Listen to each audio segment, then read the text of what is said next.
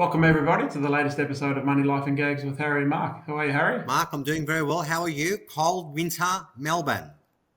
You got to love it, don't you? Oh, unbelievable. September and it's 14 or 15. You would have thought now that the weather would have been much better. But anyway, it is what it is. Yeah, well, spring's always delayed, mate. Everything, all the seasons are delayed here, especially in Melbourne. But yeah, so we've got an interesting topic to talk about today. So that's something that's close to me, and something you're now experiencing as well. I am. The luxurious life of cabins, and cabins, either beachside cabins or lakeside cabins. Tell me about your experience. You've just recently sort of got involved in one, or Yeah. So my staying. my partner recently bought a cabin on the Mornington Peninsula, and it's self-contained. And look, I've got to tell you, I'm loving it. I'm just loving the whole experience. And I guess the part that I love the most is that because a cabin is essentially just a tiny home. I think they're like 40 square meters. Even though they're self-contained, there's no maintenance. If you want to vacuum and mop, it takes 2 minutes and out you go. So That is true. from that point of view, as opposed to having a beach house where you're forever cleaning and you're forever doing gardening, these sort of things you just tend to jump into your car, go down and enjoy yourself, and back you come. So even though it's early on for us, I'm just loving the whole experience. It's also that community feeling within the cabins, because obviously with cabins there are other people who've got the same sort of things, and Yeah. you'll find in summertime like it's just a whole party. Have you made friends? Yeah, The yeah. So friends? slowly but surely I'm meeting other people, and I'm just flabbergasted that some people have had these cabins like for 20, 30, 40 years. They've had these Wow. cabins. So they obviously see good value in them, and it's probably for all the reasons that I just gave you. Yeah, well, we've also got one. It's different to you. We're more lakeside, so out in the Lake Eildon, and we got a place called Bonnie Doon, which anyone who knows anything about movies will quote the castle to you all the time when you say you're from Bonnie Doon. And so yeah, so Jodie, my wife, her and her family have been going to Bonnie Doon to these cabins for probably the 20, 30 years as well. And then when I connected up with Jody, then we got our own, and yeah, we love it there as well. We sort of got to a point now after because so many years of having it that it's like because you don't travel. Like what you tend to find is if you have one of these, you're paying fees, you're paying body, it's like body corporate, Yeah, it whatever they is. call it. You're paying these fees, so it feels wrong to go spend money and go somewhere I else agree. when you're paying all these fees. So we tend to just gravitate to go there all the time. The Christmas holidays, we're there for 4 weeks. The school holidays every 2 weeks, and so you spend a lot of time there. And so we got to a point where we feel like we want to travel a bit more. And so as beautiful as these cabins are, and the lifestyle's great, and I just got back there from the on the weekend, and the fresh air was great. We played golf in the rain, so how good's that? Not. But if you ever want to sell, not so easy. Oh, really? Yeah, not so easy. We because we made this conscious decision that we want to travel more. So if we're going to travel more, it's a lot of sunk costs sitting there. So we thought, oh, we'll sell it out, and then if we ever want to go back to Bonnie Doon, we could just rent a place. It's no big deal. But yeah, for a few months now, it's probably been sitting there. I'm going to say 3, 4 months plus. Occasional phone call, occasional this, but no real traction to. So they're not so as beautiful as they are in the lifestyle. They're affordable and all of that. Trying to sell one, not so easy. Is it overpriced? You're asking too much for it, or you don't know where the market is? Well, there's about I can't remember exactly, but there's about 5 or 6 for sale, if not a couple more, Right. and we're all around the same sort of price. So Okay. either we're all delusional, or the market is just not getting traction at the moment. And my view is I think the market's just not getting traction. So whether people are just traveling more and not going local, they don't want to buy one and stay local, or the economy is at a point where they just can't afford to go and buy a second holiday destination because these are a lot more affordable than a beach house or a country house or you're not like they're not cheap. Don't get me wrong, but you're still in that sort of 100 to 200,000 dollar zone. You're not. I mean, like if we had to buy a property at Bonnie Doon and Mansfield and the surrounding areas, you're looking at 1 million to 2 million minimum. You are. Because You are. post COVID they went up. and haven't really come back much. And so these are really affordable. You can't live in them, like they're not homes for 365. They're like under the caravan laws where you can only stay. I can't remember how many days it is, but I think it's something like 6 months out of the year or something like which that is that you can plenty. stay. Yeah, for a holiday destination, Yeah, it's it's because plenty. that's what they're supposed to be for, right? They're not supposed to be to create new housing for people Yeah. and cheap housing.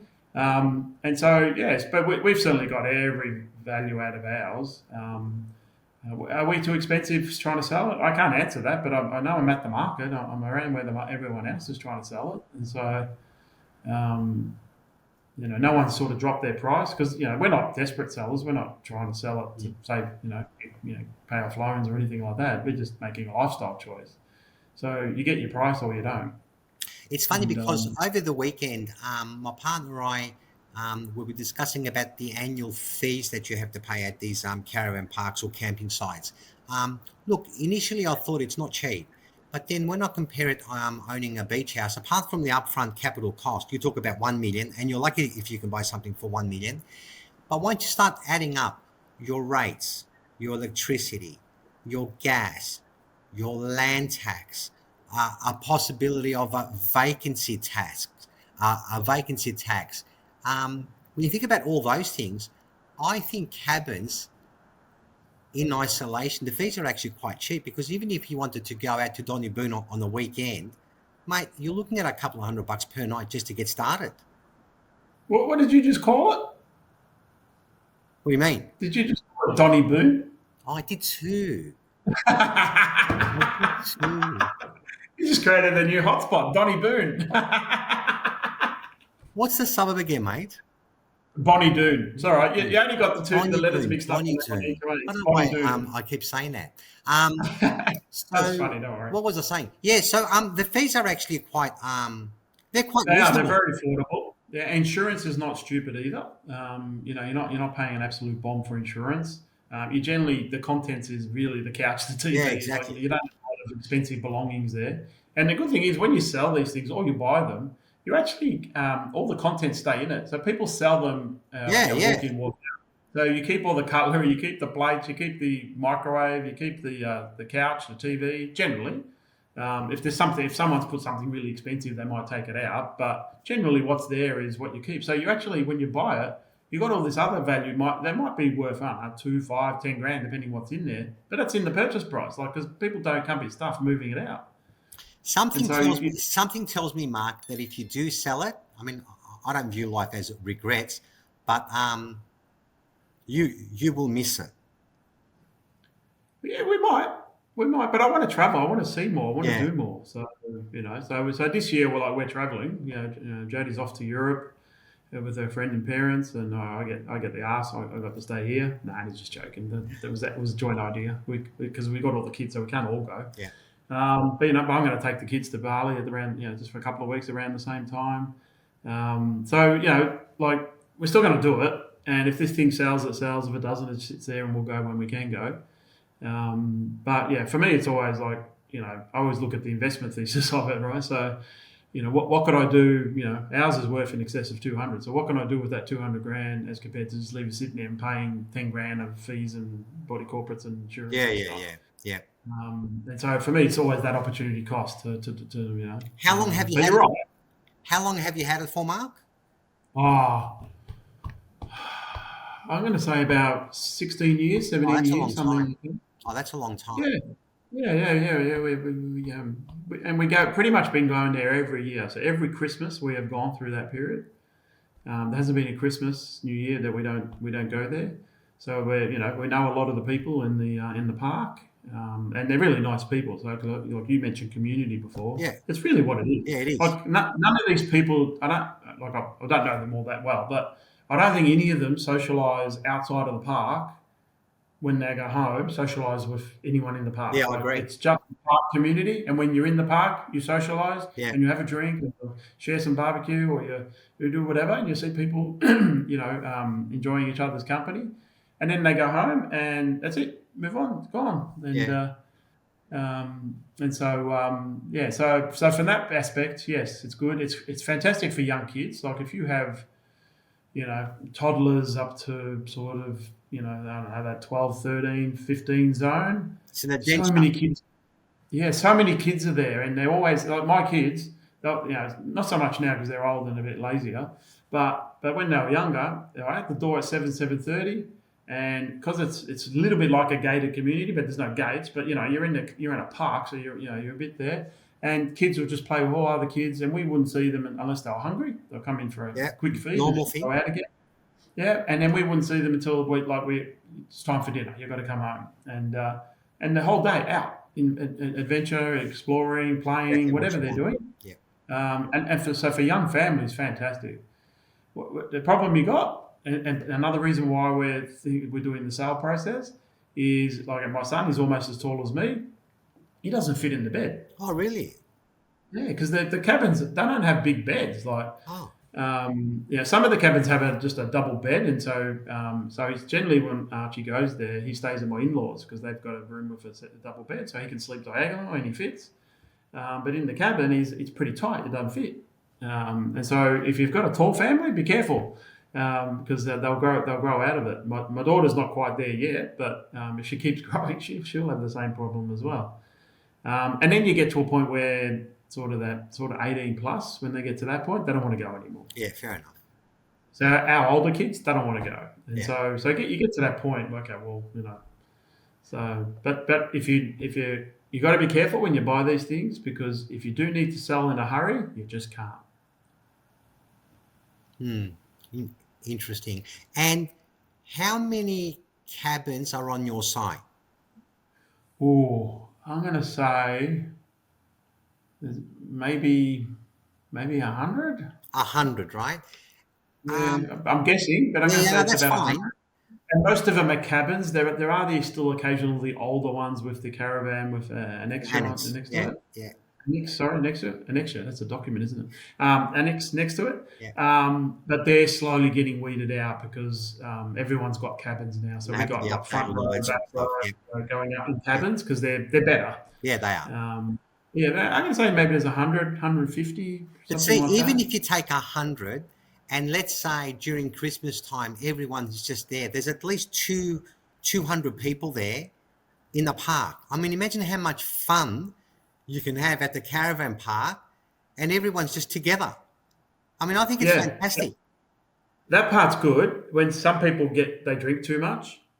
That's not So good. we've had fights, we've had domestic breakups. You're It's kidding. like Neighbours, the show Yeah, Neighbours, and yeah, all the yeah, yeah. drama you see on Neighbours. We get a lot of that in the community, and it all happens in the middle of the night. And so you get the cops come down and they evict people and they kick them out of the park, and because some people just do because they're there and they're there every day. They tend to drink more and they're drinking consumption because they're not driving; they're staying Yeah, on prem all the yeah. time. And so they're not driving, and so that's just doesn't happen a hell of a lot. But you just got to be careful of that because there's so many young kids. It's no good when people get pissed Mm, and then start getting a little bit violent with each other. They don't do any. I haven't seen anyone do anything to anybody else in the park. mm. It's mainly within their own groups. But then when the alcohol takes over, they start having parties with each other. But outside of that, there's boats galore. So when the water's gone back a little bit. I think it's around 50% at the moment. But when it was around 90%, the amount of wealth in the park, you just measure it by boats, right? Yeah, And it's like 150 grand boat here, 100 grand boat must be there, nuts. all over the place. There's boats everywhere. And then, Yeah. and the amazing thing was, especially this last couple of summers, everyone had boats. They had them there, and no one was using them. Why?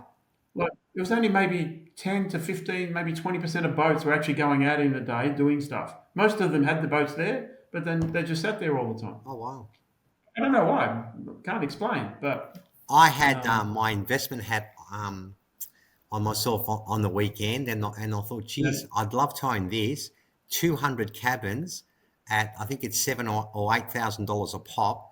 I mean, you do the maths. I mean, it's just phenomenal. It's phenomenal amount of revenue, and I guess it'd be very difficult to do it now because you have to acquire the land, and land's really expensive. Most of these caravan parks, you will find most owners had these like 40 to 50 years ago. They had large parcels of land, and they were just yeah, smart enough to convert them like to caravan parks, and you had a multitude of caravans and cabins.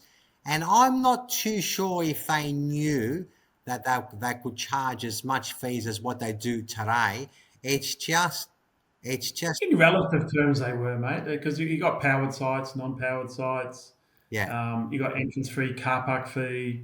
I don't know if yours has car park fees and stuff, but ours does has a daily fee. So if you have guests, the guests have to pay to be on yeah, prem. yeah, And so, how much was done in the past, I'm not really sure. Not an area I've spent a lot of time in, and you can buy caravan parks without owning the land.